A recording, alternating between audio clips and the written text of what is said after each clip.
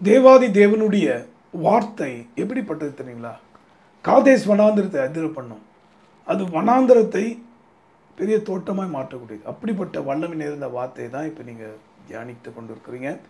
தேவ கிருபையினால கர்த்தருடைய சமூகத்தில் அவர் முகத்தை பார்த்து அவருடைய வெளிச்சத்தில் கற்றுக்கொண்டிருக்கிற இனிமேல் கற்றுக்கொள்ள போகிற காரியங்களை மாத்திரம்தான் தேவன் மகிமைக்காக உங்களோட நான் ஷேர் பண்ணுறேன். அதனால் எல்லா மகிமையும் புகழும் துதியும் கர்த்தருக்குரியதாய் மாறட்டும். ஆக இந்த தீர்க்க தரிசன வார்த்தையை கர்த்தருடைய வெளிச்சத்தில் கிடைக்கிற இந்த அற்புதமான வெளிப்பாடு நிறைந்த வார்த்தைகளை மற்றவங்களுக்கு பகிர்ந்து கொள்ள நீங்கள் மறக்கக்கூடாது. அதுதான் நீங்கள் தேவனுடைய பார்வைக்கு செய்யக்கூடிய ஒரு நல்ல காரியம்.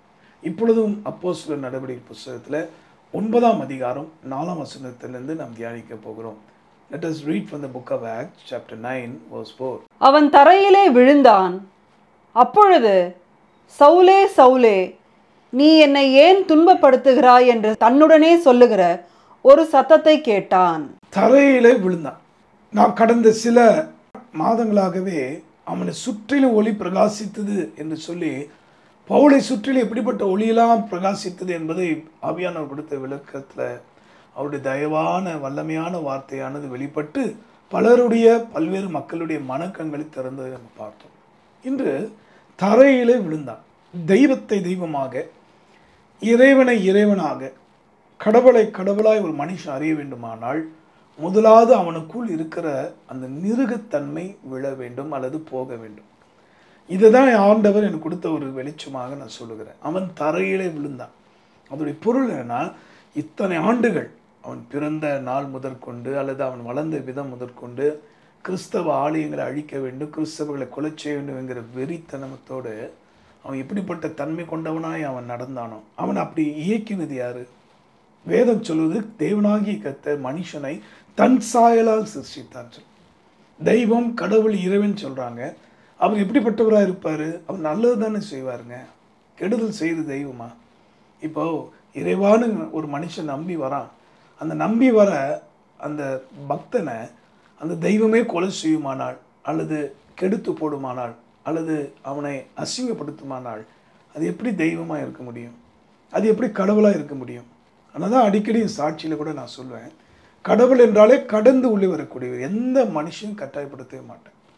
ஆனால் மனிதன் என்ன நினைக்கிறான், தான் எப்போதும் ஸ்டாண்டர்டாக நடக்க முடியும், தனக்கு இருக்கிற பதவிங்கிற காரியத்தை வைத்துக்கொண்டு, தனக்கு இருக்கிற பணம் ஆஸ்தி அந்தஸ்துங்கிற காரியங்களை வைத்துக்கொண்டு, அல்லது தனக்கு இருக்கிற அறிவு திறமை ஞானம் விஞ்ஞானம் என்று சொல்லக்கூடிய மற்ற டெக்னாலஜின்னு சொல்லக்கூடிய இவையெல்லாம் கற்று தேர்ந்தவனா அவன் இருந்தாலும் அவன் என்ன நினைக்கிறான், என்னால் உறுதியாக நடக்க முடியும், என்னால் உறுதியாக வெல்ல முடியும்னு சொல்லி நடக்கிறான். ஆனால் அப்படிப்பட்ட மனுஷன் தான் தரையில் விழுந்தான்.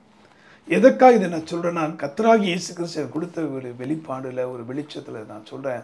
இதை கேட்குற என் அன்பு சகோதரி சகோதரியே, உன்னை விழ அல்ல உன்னை தூக்கி நிறுத்த ஒரு தெய்வ ஆவலாக இருக்கிறார். அவரை குறித்து நீ அறிந்து கொள்ள வேண்டும்.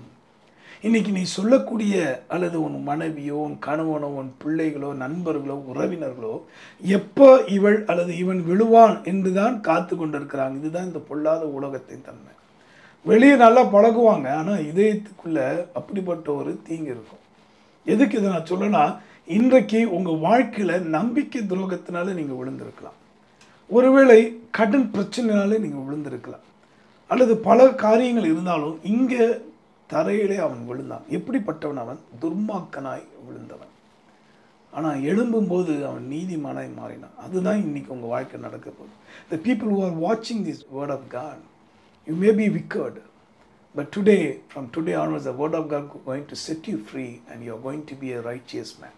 கர்த்தர் சொல்ல ஒரு தீர்க்க தரிசன வார்த்தை என்னன்னா, இந்த செய்தியை நீ கேட்கும் முன்பாக அல்லது இந்த வார்த்தையை நீ தியானிக்கும் முன்பாக இந்த வசனத்தை இப்படி கூட ஆண்டவர் இடைப்படுவாரா என்கிற ஒரு ஆச்சரியமாக நீ பார்த்து கொண்டு இருக்கிறாயே, இவைகளுக்கு முன்பாக நீ ஒரு துர்மாக்கனாய் நடந்திருக்கலாம். யார் துர்மாக்கன்?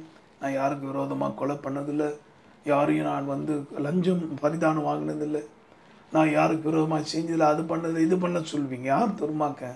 வேதத்தின்படி நடவாத அத்தனை பேரும் துர்மாக்க. The Bible says that those who neglect the word of God, those who reject Jesus, they are all wicked people. யாராக இருந்தாலும் சரி, இயேசு கிறிஸ்துவின் ரட்சிப்பை உதாசீனப்படுத்தக்கூடியவர்கள், இயேசு கிறிஸ்துவின் மீட்பின் நற்செய்தியை தூக்கி எறியக்கூடியவர்கள், மனதில் வைக்காதபடி அதை அப்படியே எடுத்து வெளியே போடுறவங்க. வேத வசனம் தெரியும், பைபிள் தெரியும், வசனம் தெரியும், சத்தியத்தை அறியும் அறிவை பெற்றும் அதுக்கு கீழ்ப்படிய மனதில்லாமல் ஆக்கினிக்காக தங்களை ஆயத்தப்படுத்தி கொண்டிருக்கிறாங்க. பார்த்தீங்களா? அவங்க தான் துன்மார்க்கர்கள் என்று வேதம் மிக தெளிவாக சொல்லுது. தரையில் விழுந்தான், துன்மார்க்கன் தரையில் விழுந்தான். இந்த செய்தியின்படி உங்கள் குடும்பத்தில் இருக்கிற துன்மார்க்கர்கள் இனி விழுந்து கர்த்தருக்காக நீதிமான்களை எழும்ப போகிற நேரம் வந்துட்டு, டைம் ஹஸ் கம். தேவன் சொல்றாரு, என் நேரம் வந்தது, கர்த்தருடைய வேலை வந்தது. துர்மார்க்கமாக இருந்தவன் யாரு? பார்வோன் என்கிற ராஜா. ஏன் துர்மார்க்கவன்? இஸ்ரேல் மக்களை அடிமைப்படுத்தி வச்சிருந்தான். அடுத்தது மோசே மூலமாக கர்த்தர் பல அற்புதம் செய்த போதும் இருதயத்தை கடினப்பட்டு கடைசியாக அவன் என்ன சொல்கிறான்? இனி நீங்கள் போகலாம், தடை இல்லைன்றான். யாத்ரா புஸ்தகத்தில் வாசிக்கிறேன். When you read the book of Exodus, you could understand this word. அந்த பார்வோன் என்ன பண்ணா? துர்மார்க்கனா இருந்தான். தேவ ஜனத்தை நசுக்கிற அத்தனை பேருமே துன்மார்க்கர் தான்.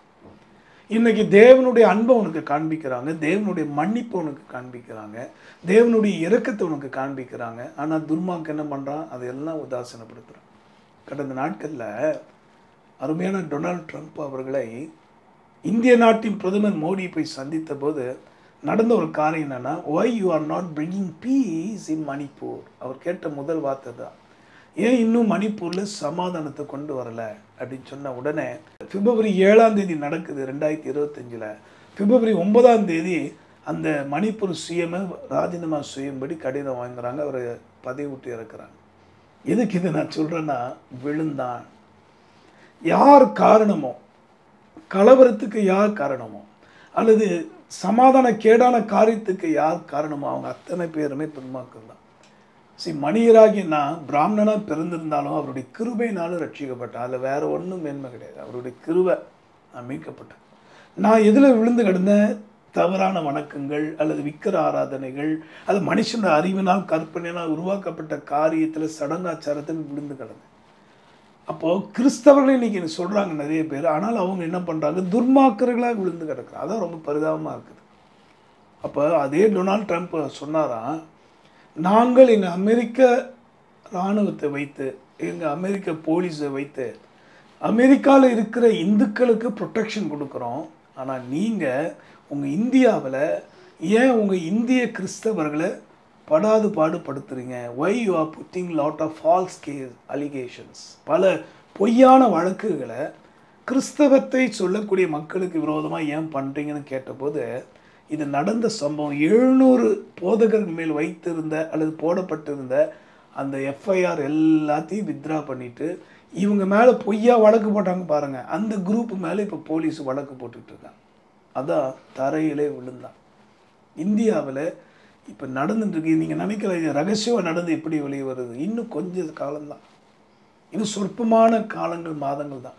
தேசம் எங்கும் துர்மாக்களுடைய நிலைமை பரிதாபமாக மாறப்போகுது. பிரியமானவர்களே, I am not returning anything, I am telling the fact.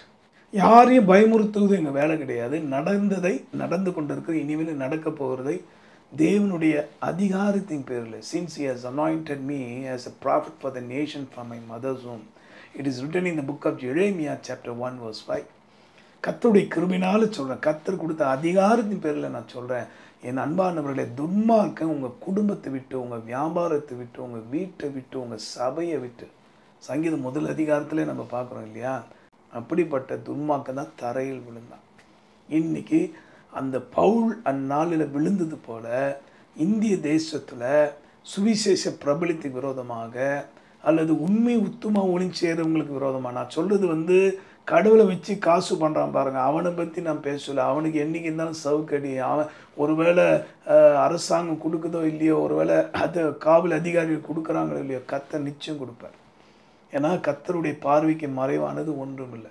ஆக பயத்தோடு நடுக்கத்தோடு சொல்கிறேன், கர்த்தருடைய பேரை சொல்லி இன்றைக்கி ஏழை எளிய மக்களை வஞ்சிக்கக்கூடிய அல்லது ஏழை எளிய திக்கற்றவர்கள், அனாதைகள், விதவிகள், மிஷினரிகள், இப்படிப்பட்ட மக்களுக்கு போய் சேர வேண்டிய உதவியை யாரெல்லாம் தடுத்து நிறுத்துகிறாங்களோ ஒன்று, ரெண்டாவது யாரெல்லாம் அவர்களை போய் சேராதபடி தங்களுக்கு எடுத்துக்கொள்கிறார்களோ அப்படிப்பட்ட துர்மாக்கர்கள் தரையிலே விழ வேண்டிய அல்லது விழுந்து கொண்டிருக்கிற காலங்கள் நம்முடைய தேசத்தில் தொடங்கிவிட்டது. இது கர்த்தர் கொடுக்க ஒரு தீர்க்க தரிசன வார்த்தை. இந்த செய்தியின் தலைப்பு அதுதான், விழுந்தான் ஆனால் துன்மார்க்கன் விழுந்தான். wicked or fallen. இன்னைக்கு ஆண்டவருடைய வார்த்தை கேட்குற ஜனமே, உலகம் முழுக்க துன்மார்க்கர்கள் உண்டு இல்லைன்னு சொல்லலை. ஆனால் நீதிமான் ஒருவனாய் இல்லைன்னு வேதம் சொன்னாலும் அந்த மனுஷனை நீதிமான்கிற சக்தி இயேசு கிறிஸ்து ஒருவருக்கு தான் உண்டு. ஏன்னா இயேசு கிறிஸ்துவின் ரத்தம் தான் சகல பாவங்களை நீக்கி நம்மை சுத்திகரிக்கும். அப்போது தரையில் விழுந்தான். அவன் விழும்போது கூட எதெல்லாம் விழுந்திருக்கும் பார்த்தீங்கன்னா, அவனுக்குள்ளே இருந்ததான பெருமை, அவனுக்குள்ளே இருந்த சுயம், அவனுக்குள்ளே இருந்த பாவம் எல்லாம் சேர்ந்து தான் விழுந்தது. இன்னைக்கு இந்த செய்தியோடைய சாராம்சமே என்னன்னா, விழுந்தான்னு சொல்லும்போது தேவனுடைய வார்த்தை கேட்குற ஜனமே, நீ எழுந்து நடக்க ஆயத்தமாறு, கர்த்தருக்காக எழுந்து நிமிர்ந்து நடக்க ஆயத்தமாறு. தொடர்ந்து நம்ம தியானிக்க போகிறோம். இப்போ இந்த முதல் பகுதி அதுதான், விழுந்தான், துன்மார்க்கன் விழுந்தான். துன்மார்க்க தேசங்கள் விழும். மறுபடியும் சொல்கிறேன், இஸ்ரேலுக்கு விரோதமாய், கர்த்தருக்கு பயந்த ஜனங்களுக்கு விரோதமாய் யார் எழும்பினாலும் சரி, எத்தனை பெரிய சக்திகள் எழும்பி வந்தாலும் அது தரை மட்டமாக விழும். அதை எழுதி வைத்துக் கொள்ளுங்கள். கர்த்தர் நீங்கள் பரவி செல்லும் ஆறுகாய் உங்களை மாற்றப் போகிறார். God going to expand your territory. உங்களுடைய காரியங்களை கர்த்தர் பார்த்துக்கொள்வார், பெருக பண்ணுவார். ஜெபிக்கலாமா? அன்புள்ள ஆண்டவரே, இந்த அற்புதமான தீர்க்க தரிசன வார்த்தைக்கு நன்றி.